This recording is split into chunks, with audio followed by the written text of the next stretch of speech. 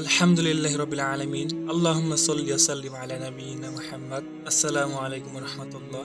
France দায়িত্ব নিয়েছে 2023 সালে নবী করিম সাল্লাল্লাহু আলাইহি সাল্লামের ভাষণ বক্তব্য সরাসরি আমাদেরকে ডেলিভারি দেবেন। ফ্রান্সের ওই কোম্পানির দাবি হচ্ছে আমরা যে কথাগুলো বলে থাকি বাতাসের মধ্যে সেই কথাগুলো থেকে যায়।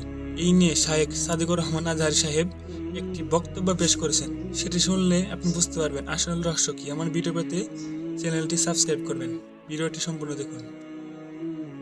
বিদায় হজের ভাষণ হিসেবে যে ভাষণ প্রদান করেছিলেন সেই কথাগুলোই বাতাস থেকে তারা তুলে এনে আমাদেরকে শোনাতে চায়। আমারও চোখে পড়েছে এই বিষয়টি, ফেসবুকে সমানে আমরা শেয়ার করছি, অনেকে দেখছি লিখতেছে সুবহানাল্লাহ, আলহামদুলিল্লাহ, আল্লাহু আকবার। নবীজির বক্তব্য, নবীজির ভাষা আমরা শুনবো, হুবহু নবীজির জবান থেকে কথাগুলো যেন আমরা শুনছি।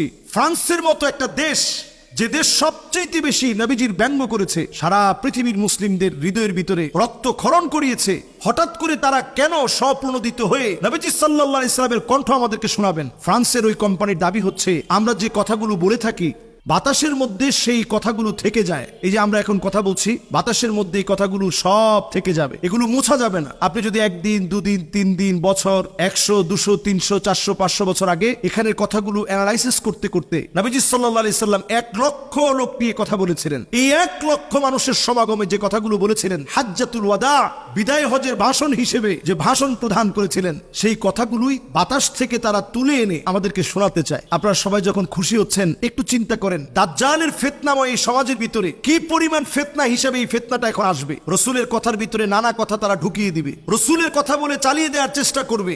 এরপরে এই কণ্ঠকে ব্যবহার করেই বিভিন্ন জায়গায় গিয়ে দাবি করবে যে রসুল এই জায়গায় এই কথাগুলো বলছেন, অথচ যে কথাগুলো রসুল করিম সাল্লাল্লাহু আলাইহি সাল্লাম বলেননি। সারা ওয়ার্ল্ডে দেখছে এখন এই ভিডিওটা নিয়ে খুব তোলপাড় করতেছে যে আমাদের রসুলের কণ্ঠ শুনবো। একটু চিন্তা করে দেখেন, প্রযুক্তির দিক থেকে সবচেয়ে যারা এগিয়ে তারা হচ্ছে ইহুদিরা। তাহলে কেন তারা মুসা আলাইহিস সালামের কণ্ঠটা বের করে নাই? কেন তারা হারুন আলাইহিস সালামের কণ্ঠ বের করে নাই? ইয়াকুব আলাইহিস সালামের কণ্ঠ কেন তারা বের করে নাই? দাউদ আলাইহিস সালামের কণ্ঠ কেন তারা বের করে নাই? এমনকি খ্রিস্টানরা কেন ঈসা আলাইহিস সালামের কণ্ঠ বের করছে না? সব বাদ দিয়ে হঠাৎ করে তারা রাসূল করিম সাল্লাল্লাহু আলাইহি সাল্লামের কণ্ঠ বের করবে। এখন আমি যদি এই বিষয়ে আবেগী হয়ে যাই, ওমান কাযাবা আলাইয়া মুতাআম্মিদান ফালিয়াতাবাওয়া মাকআদাহু ফিন্নার, যেই লোকটা নবী করিম সাল্লাল্লাহু আলাইহি সাল্লামের ব্যাপারে এমন কথা বলবে যে কথা আমার রাসূল বলেন নাই, সে যেন তার জায়গাটা জাহান্নামে করে নেয়, মাআযাল্লাহ। এজন্য আল্লাহর কাছে পানাহ চাইতে শিখেন। কিছু একটা শুনলেই যাচাই বাছাই করা ছাড়া ওই সংবাদ প্রচার করা, এটা মিথ্যুকদের কাজ। কাফা বিল মারই কাযিবান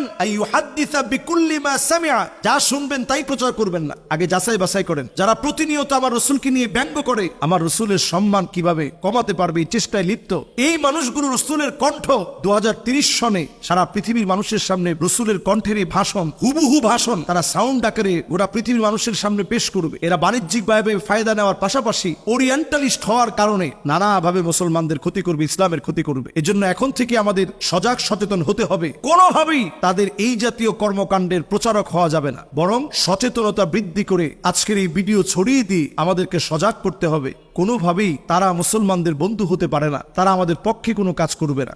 অমুসলিমরা নানাভাবে অনেক সময় আমাদেরকে অনেকভাবে ধোকা দেয়, কখনো কখনো নেক্সট স্রোতে ধোকা দেওয়ার চেষ্টা করে। নেক্সট স্রোতে যখন ধোকাটা দেয় তখন আমরা অনেক সময় ধোকা খেয়ে একেবারে বোকা বনে যাই।